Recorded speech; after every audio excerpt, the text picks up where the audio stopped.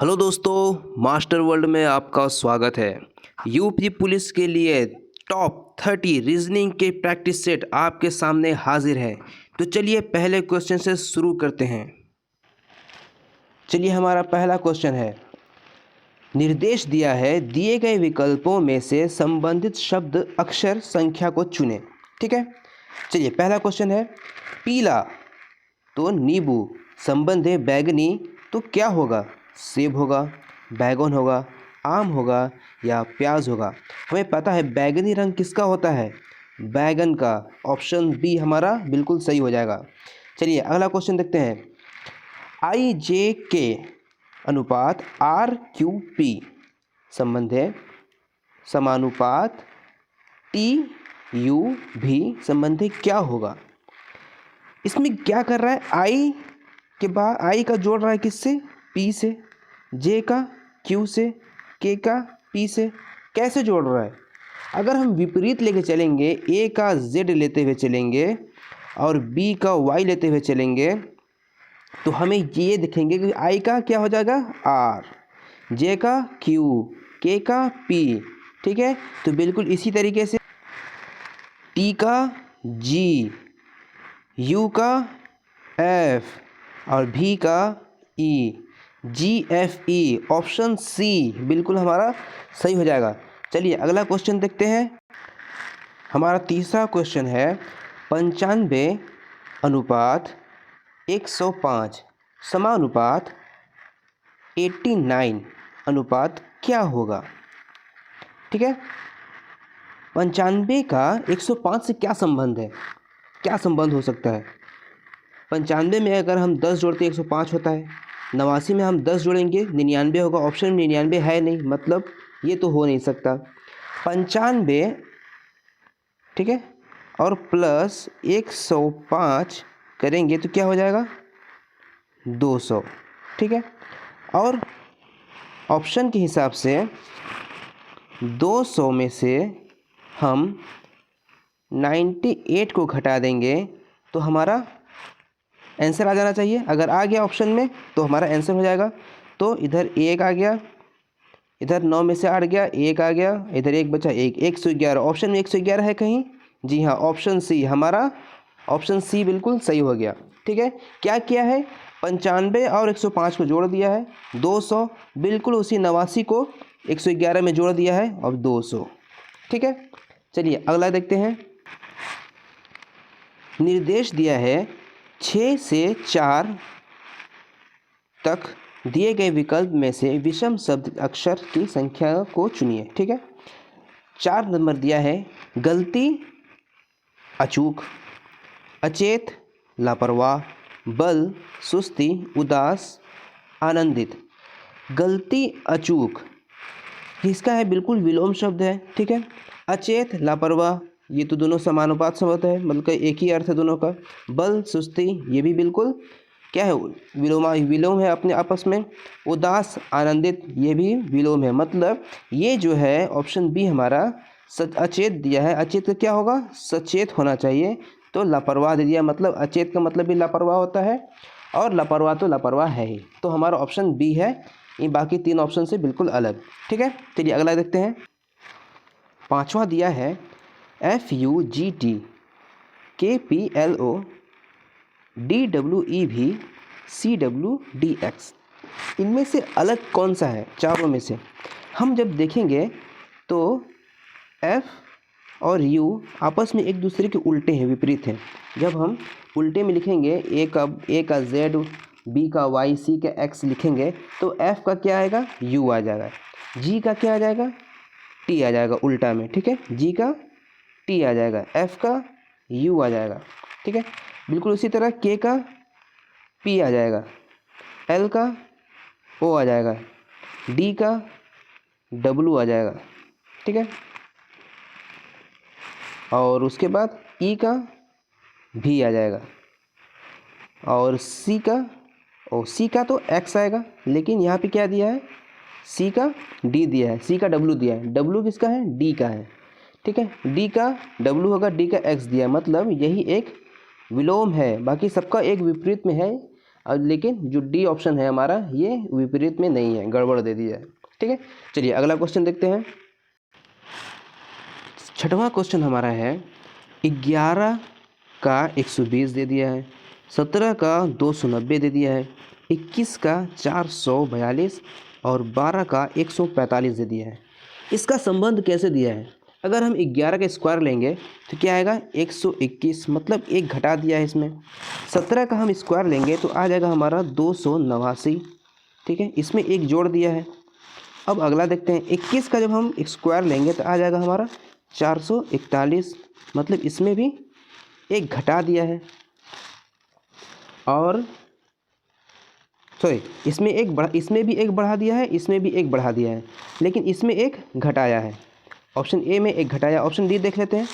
112 का जब हम लेंगे तो क्या आ जाएगा 144, 12 का स्क्वायर 144, यहाँ पे दे दिया 145, मतलब इन तीनों में एक एक जोड़ा है। सिर्फ जो ऑप्शन ए हमारा है जो इसमें क्या किया है, एक घटा दिया है, तो हमारा ऑप्शन ए सही हो जाएगा। ठीक है, चलिए अगला देखते हैं। अगला क्वेश्चन हमारा है 3 दिया है, अगला खाली दिया है क्वेश्चन मार्क, 81 है, उसके बाद 6561 है।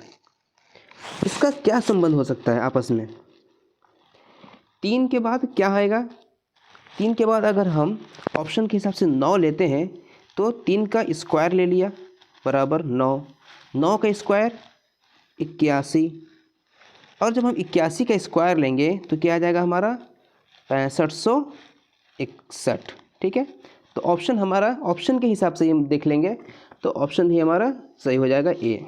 ठीक है, पहला ही ऑप्शन हमारा बिल्कुल सही हो गया। चलिए अगला देखते हैं।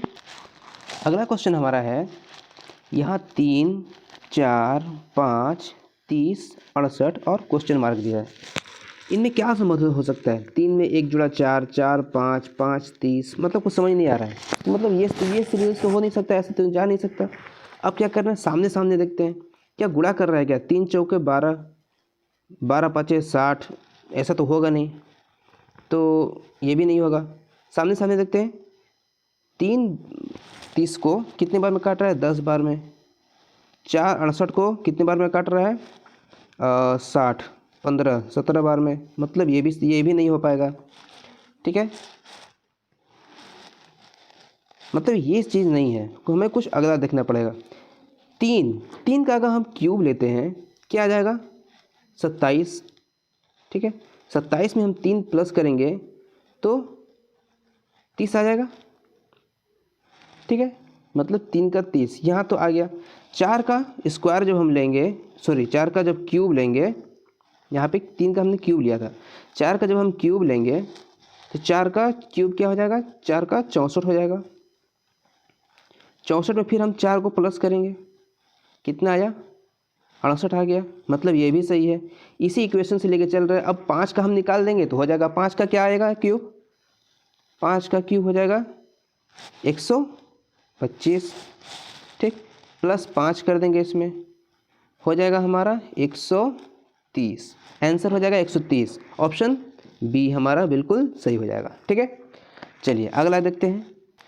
अगला क्वेश्चन हमारा है कान्हा मालिक से लंबा है, देव कृष्ण से छोटा है। जब भी ऐसा क्वेश्चन हो ना तो इसको छोड़ दीजिए, सिर्फ इतना पढ़ के सबसे लास्ट में फिर देखिए सबसे छोटा कौन है। अब हमें सिर्फ छोटा देखना है, जो बड़ा है उसको काटते हुए चलेंगे। ठीक है, ठीक। कान्हा मालिक से लंबा है, कान्हा तो होगा नहीं, सबसे छोटा हमें लेना है, तो कान्हा होगा नहीं। मालिक से लंबा है, देव कृष्ण से छोटा है, देव कृष्ण से छोटा है, तो यहाँ पे कृष्ण कट गया।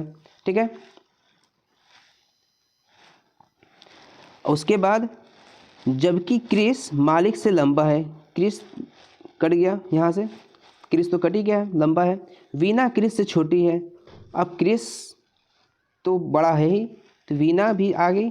यहाँ में मालिक वीणा दो अभी चल रहे हैं, और देव, किंतु मलिक से लंबी है, वीणा मलिक से लंबी है, मतलब वीणा भी गई। ठीक, बचा कौन? मलिक और देव। मलिक से लंबी और देव वीणा से लंबा है। ओ, अब देव भी वीणा से लंबा है, मतलब देव भी गया, मतलब सबसे छोटा कौन है? तो ऑप्शन बी हमारा जो मलिक है यहाँ पे, यही सबसे छोटा है।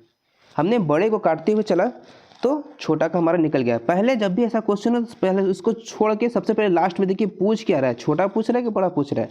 बड़ा पूछ रहा है तो छोटे को काटते हुए चलेंगे, और छोटा पूछ रहा है तो बड़े को काटते हुए चलेंगे, क्योंकि हमें टाइम बचाना है। ठीक है, चलिए अगला क्वेश्चन देखते हैं। अगला क्वेश्चन हमारा है, दिए गए विकल्पों में से उन विकल्प का चयन करें जिसमें बिंदु को बिल्कुल उसी तरह से स्थापित किया जा सकता है जैसा कि नीचे दिए गए चित्र में दर्शाया गया है। मतलब इसको हम कैसे, इन चारों में से कैसे दर्शा सकते हैं। ठीक है, कहने का मतलब यही है। तो हम देखेंगे ये चार के अंदर एक चार और बना है स्क्वायर, मतलब एक क्यूब के अंदर एक स्क्वायर, क्या कहते हैं, चारकोना के अंदर एक चारकोना और बना है, इसके अंदर फिर गोला बना है। ठीक है, सब में है, इसमें एक लंबा बना है। तो अगर वही चीज़ इसमें हम गोला देखें, ये जो गोला है इसमें सर्कल है, सर्कल वर्ग में भी बना है और इसमें बना है। ठीक है, अब यहाँ क्या कर रहा है, इसमें लटक गया रहा है नीचे, ये होगा नहीं। इसमें भी लटक रहा है, यहाँ भी नहीं होगा। इसमें भी नीचे कोना में पकड़ लिया है, यहाँ भी नहीं होगा। लेकिन यहाँ है, इन दोनों को पकड़े हुए हैं। ठीक है, तो ऑप्शन जो सी हमारा है बिल्कुल सही हो जाएगा। ठीक है, चलिए अगला देखते हैं। अगला क्वेश्चन हमारा है, x जो है वो y की बहन है। ठीक है, लगाते हुए चलते हैं। यहाँ पे दिया है x जो है y की बहन है, मतलब x और y दोनों भाई बहन है। ठीक है, x लड़की है तो माइनस का चिन्ह दे दिए। x जो है y की बहन है, y का पता नहीं, y भाई है z का, मतलब y क्या है, लड़का है, ये भी z का भाई है, मतलब x y z तीनों भाई बहन है। ठीक है, z पति है। अब z का पता चल गया कि ये भी मेल है, z पति है p का, z पति है p का पति है z। ठीक है, अब क्या बोल रहा है, ओ पिता है y का, ओ पिता है y का। अब यहाँ पे ओ को ले लिए, ओ किसका पिता है, y का, मतलब इन चारों का पिता है, इसका ससुर है ना, इसका ससुर। तो दिया है, बताएं p का o से क्या संबंध है। p का, जिसमें का दे दिया ना, का है, हमारे भाषा में कहता है का है, तो जिसमें का दे दिया p का, तो का देखना है क्या होगा, बहू है, तो पुत्र वधू, पुत्री, बहन, चाचा, ऑप्शन ए पुत्र वधू है ना। p o की क्या है, पुत्र वधू है, बहू है, बहू को ही पुत्र वधू कहते हैं। तो जिसमें जिसके साथ दे दिया का, p का मतलब का क्या, p का क्या है। ठीक है, चलिए अगला क्वेश्चन हमारा है, यदि p q का भाई हो। ठीक है, बनाते हुए चलते हैं। p q का भाई है। ठीक है, p q का भाई हो तथा r का बेटा हो, r का बेटा यानी r इन दोनों का बाप है या माँ है, जो भी है। ठीक है, इन दोनों का r का बेटा है। भी t की बहन है, भी और t की बहन है। चलिए अगला देखते हैं, इसको होल्ड करते हैं। और q की पुत्री है, q की पुत्री कौन है, भी और t। ठीक है, भी t की बहन है, भी क्या है, लड़की है ना, ये दोनों भाई बहन है। यदि s का पति, यदि r s का पति है, ठीक है, r s का पति है हो, तो निम्नलिखित में से कौन सा कथन सत्य है।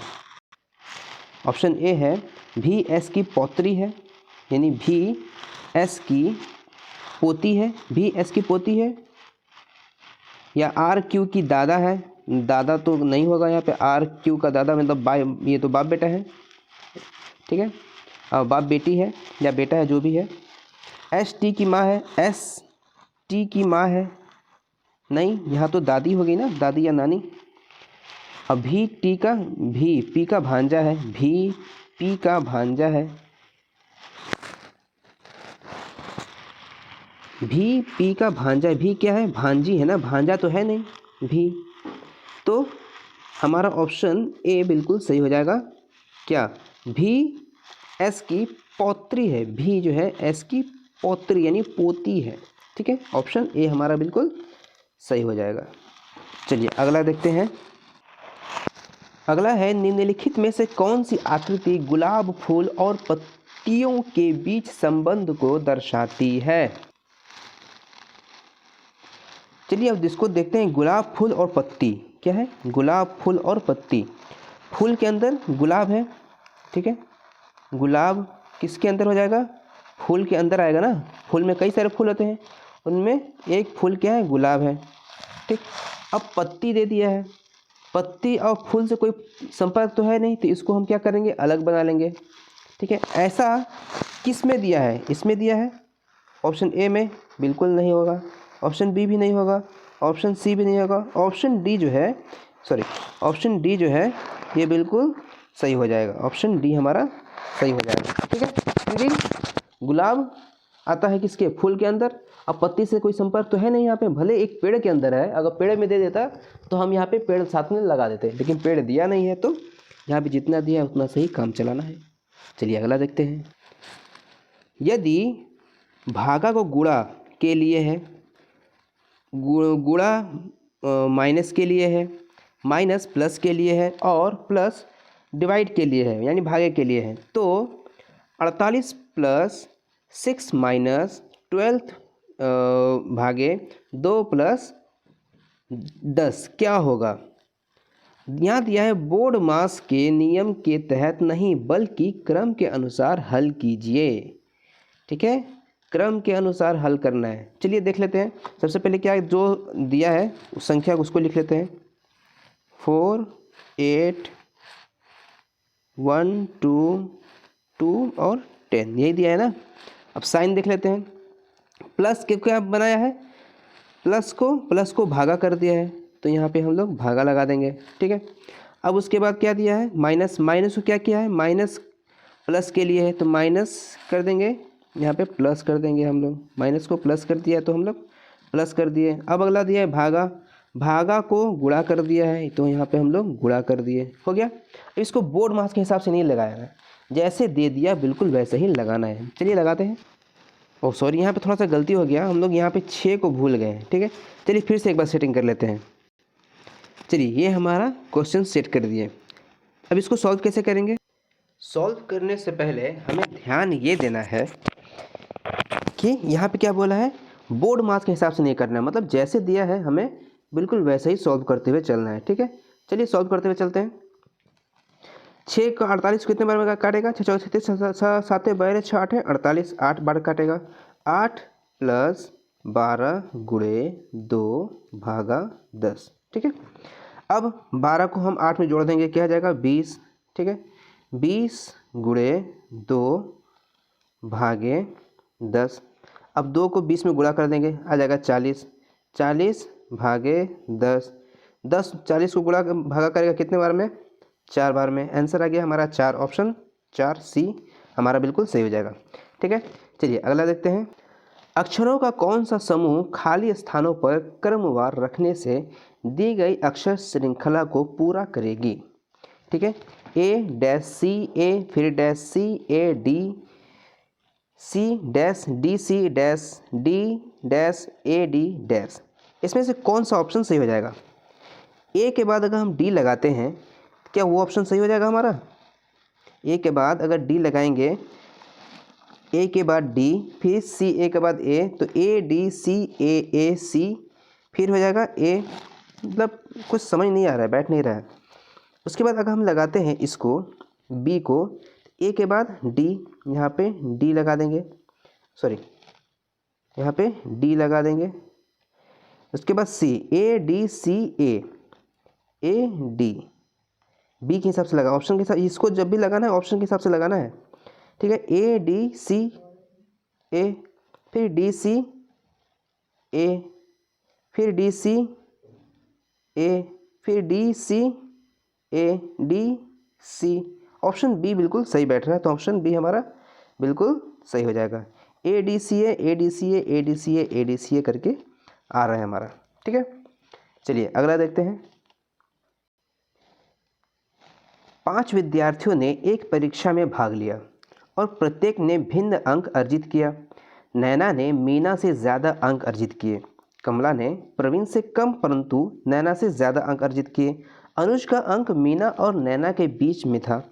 निम्न में से कौन सा जोड़ा क्रमशः उच्चतम एवं निम्नतम अंक दर्शाता है? चलिए जैसा होगा वैसे इसको हम बैठाते हैं। 5 विद्यार्थियों में से एक परीक्षा में भाग लिया और प्रत्येक ने भिन्न अंक अर्जित किए। नैना ने मीना से ज़्यादा अंक लिया। नैना का हम सिर्फ शॉर्ट फॉर्म लेंगे। नैना ने मीना से ज़्यादा अंक लिया। ठीक है, नैना ने मीना से ज़्यादा अंक लिया। ठीक है। कमला ने प्रवीण से कम परंतु नैना से ज़्यादा लिया। कमला ने नैना से ज़्यादा लिया लेकिन प्रवीण से कम। अब प्रवीण को यहाँ पे हम बैठा देते हैं। ठीक है, अब आगे देखते हैं। अनुज का अंक मीना और नैना के बीच में है। अनुज का अंक नैना और मीना के अंक के बीच में, यहाँ पे अनुज को बैठा दिए। ठीक है, निम्न में से कौन सा जोड़ा क्रमशः बिल्कुल सही है?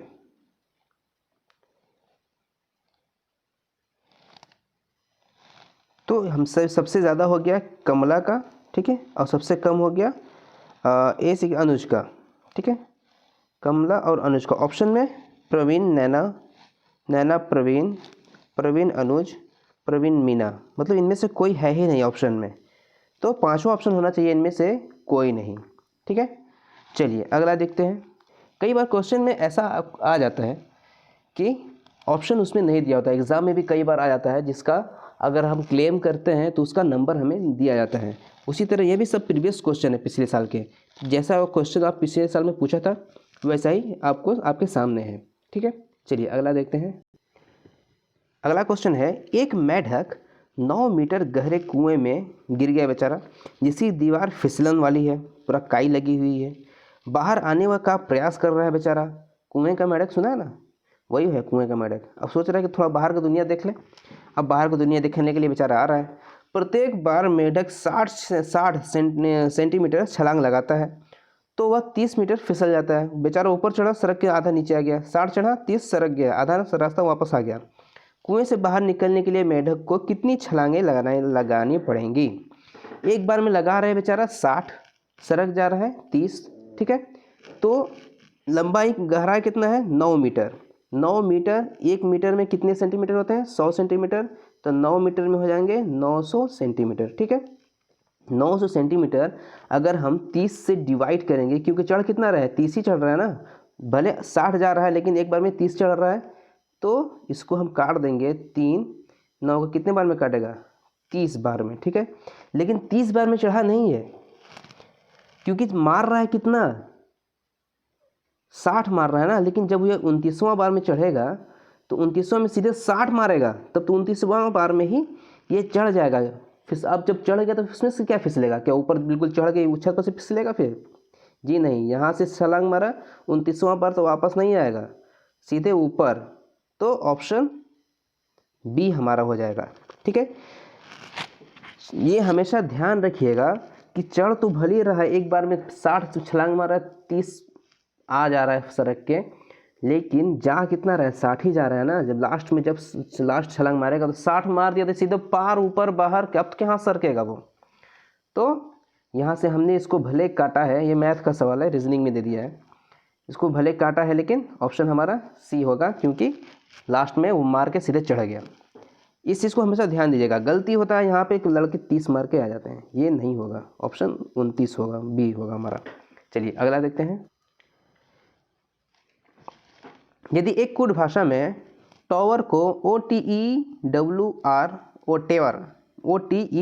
लिखा जाता है तो उसी कोड भाषा में ट्रायल को क्या लिखा जाएगा? देखिए टावर को कैसे लिख रहा है। सबसे पहले OT को आपस में बदल दिया, EW को आपस में बदल दिया, R को वहीं का वहीं छोड़ दिया। तो बिल्कुल उसी तरह हम RT को क्या करेंगे? वापस में बदल देंगे। तो यहाँ पे पहले क्या लिखेंगे? T, फिर R, उसके बाद क्या है? AI है तो पहले I लिखेंगे, फिर A लिखेंगे, उसके बाद L लगा देंगे। तो TRI AL, हमारा ऑप्शन ए ही बिल्कुल सही हो गया, ज़्यादा मेहनत करने की ज़रूरत ही नहीं पड़ी। चलिए अगला देखते हैं। यदि कूट भाषा में हार्ड को 1357 और सॉफ्ट को 2468 कहते हैं, तो 2144/8 का अर्थ क्या होगा? देखिए ऐसा क्वेश्चन में ना, अब हम लोग ये देखेंगे ऊपर कितना क्वेश्चन अंक दिया है, 4, यहाँ भी 4, यहाँ भी 4, यहाँ भी 4, यहाँ 5, ऑप्शन में से भी 5 5, मतलब किसी एक वर्ड को अंक में बदल दिया है, नंबर में बदल दिया है, किसी वर्ड को नंबर में बदल दिया है। चलिए H को क्या दिया है, A, ठीक है, A को क्या दिया है 3, R को क्या दिया है 5 और D को क्या दिया है 7। तो यहाँ पे 2 किसका है, 2 दे दिया है S का, ठीक है, यहाँ पे 2, इसके बाद 1 है, 1 किसका है, 1 है H का, SH SH, यहाँ पे SH है, यहाँ भी SH है, मतलब 2 हो सकता है हमारा। उसके बाद 4 दिया है, तो OO 4 4, यहाँ पे OO, तो ऑप्शन सी तो ऐसे ही सही हो जाएगा हमारा, ठीक है। यहाँ पे ऑप्शन सी क्या होगा, 4 4 4 किसका दिया है, यहाँ पे 4 दिया है O का, O। उसके बाद यहाँ पे 8 8 किसका है, 8 है T का, ठीक है। S शूट हो गया हमारा, शूट, ठीक है, ऑप्शन सी हमारा बिल्कुल सही हो गया। चलिए अगला देखते हैं। दी गई श्रृंखला में गलत संख्या को चुनिए। 2, 9, 28, 63 और 26, इनमें कैसे संबंध दिया है? 2 में क्या किया है कि 9 आ गया, 9 में क्या किया है कि 28 आ गया है? 2 का 9 से क्या संबंध हो सकता है? 2 का अगर हम क्यूब लेंगे तो 8 होगा, ठीक है, 2 का क्यूब लेंगे तो 8 होगा, 8 + 1 करेंगे तो 9 हो गया, ठीक है। अब अगला देखते हैं, 9, 28, यानी अगर 3 का क्यूब लेंगे, 3 का क्यूब तो 27 होगा, ठीक है, 27 में +1 करेंगे तो 28। 63, 4 का करेंगे तो 4 का 64, एक घटा दिया है, यहाँ पे एक एक जोड़ा है, यहाँ पे एक घटा दिया है। 5 का 125, एक जोड़ दिया 26, मतलब ऑप्शन जो सी हमारा है 63, ये क्या किया, इसमें घटा दिया, सब में जोड़ा, इसमें घटा दिया है, तो ऑप्शन सी हमारा सी सही भी हो जाएगा 63, ठीक है। चलिए अगला देखते हैं। निम्नलिखित श्रेणी की अगली संख्या क्या होगी? 1/22, 4/23, 9/24, 16/25, 26/25/26, 36/27, कुछ समझ नहीं आ रहा है। नीचे देखें तो 22, 23, 24, 25, 26, 27, मतलब एक सीरियल वाइज में दिया, मतलब अगला 28 होना चाहिए, तो ऑप्शन में सभी 28 दिया है। ऊपर का 1, 4, 9, 16, 25, 26, क्या ये स्क्वायर किया है क्या? 1 का स्क्वायर 1, 2 का स्क्वायर 4, 3 का स्क्वायर 9, 4 का 16, 5 का 25, 6 का 36, 7 का 49, 49/28 है क्या कहीं? ये इसमें नहीं है, 49/28, ऑप्शन सी हमारा बिल्कुल सही हो जाएगा, ठीक है। चलिए अगला देखते हैं। अगला क्वेश्चन है कथन वाला। आजकल एग्ज़ाम में कथन वाला जो है क्वेश्चन देना बिल्कुल कंपलसरी कर दिया है, मतलब बहुत ज़रूरी। देखिए एक रस्म टाइप में हो गया, मतलब जब तक कथन वाला क्वेश्चन देगा नहीं तब तक इनका पेट भरता नहीं है। तो ये क्वेश्चन जो है बहुत ही महत्वपूर्ण है। चलिए इसको देखते हैं। कथन दिया है, मन विचारों की एक धारा है। मन विचारों की एक धारा है, मन हर समय सक्रिय है। निष्कर्ष दिया है, यदि कोई विचार नहीं है तो कोई मन नहीं है, ठीक है। ये तो ऑप्शन सही हो गया, मन विचारों की एक धारा है, यदि कोई विचार ही नहीं है तो मन कहाँ से होगा, तो ये तो सही है। दूसरा है, विचारहीन लोग सफल नहीं होते, ऐसा तो कोई बात ही नहीं दिया है इसमें, तो ऑप्शन ए हमारा है, ना तो निष्कर्ष 1 निकलता है ना ही 2, नहीं 1 तो निकल रहा है हमारा ना, निष्कर्ष 1 और 2 दोनों निकल रहा है, 2 नहीं निकल रहा है, केवल निष्कर्ष 1 निकल रहा है। जी हाँ, केवल निष्कर्ष 1 निकल रहा है हमारा, ठीक है। चलिए अगला देखते हैं।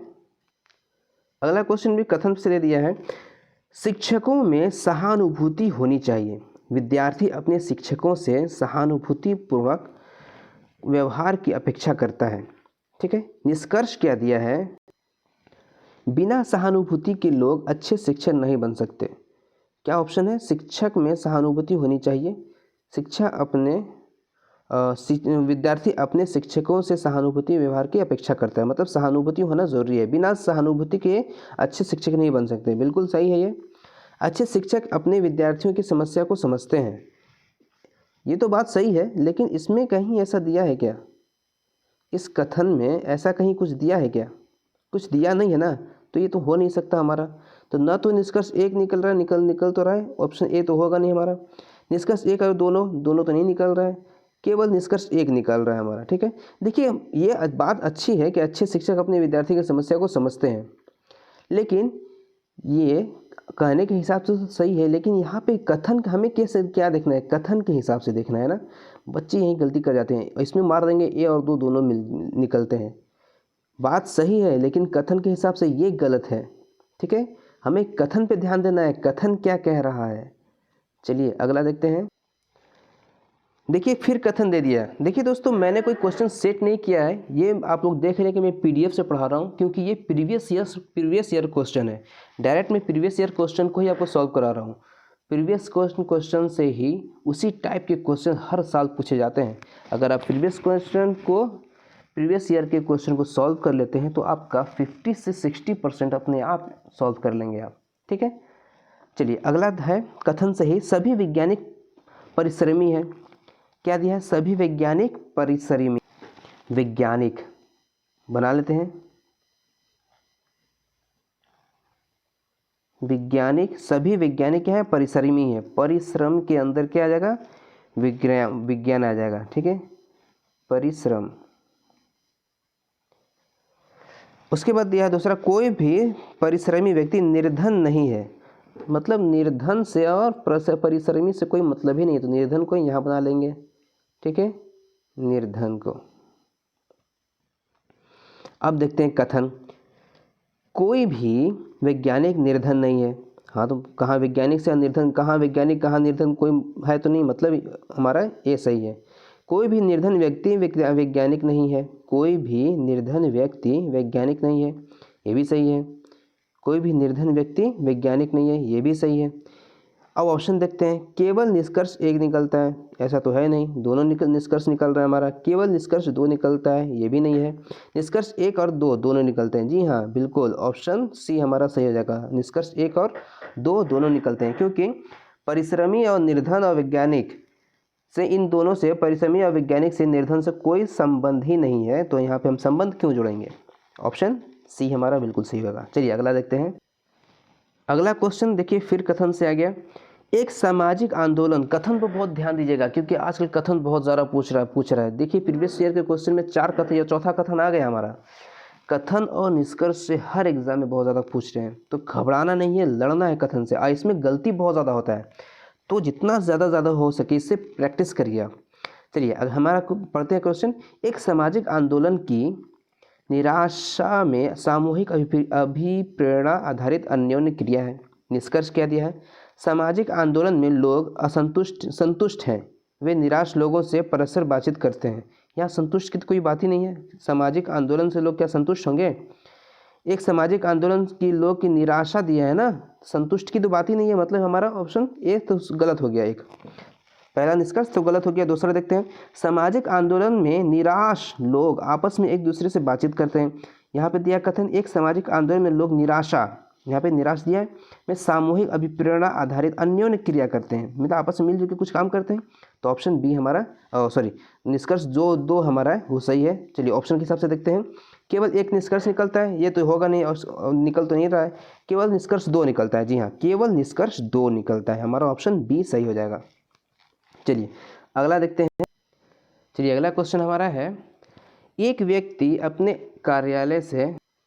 कार्यालय के लिए उत्तर दिशा की ओर चलता है। वह बाईं ओर घुमा और फिर दाईं ओर घुमा और फिर दाईं ओर घुमा, वह किस दिशा की ओर मुंह करके चल रहा है? चलिए देखते हैं।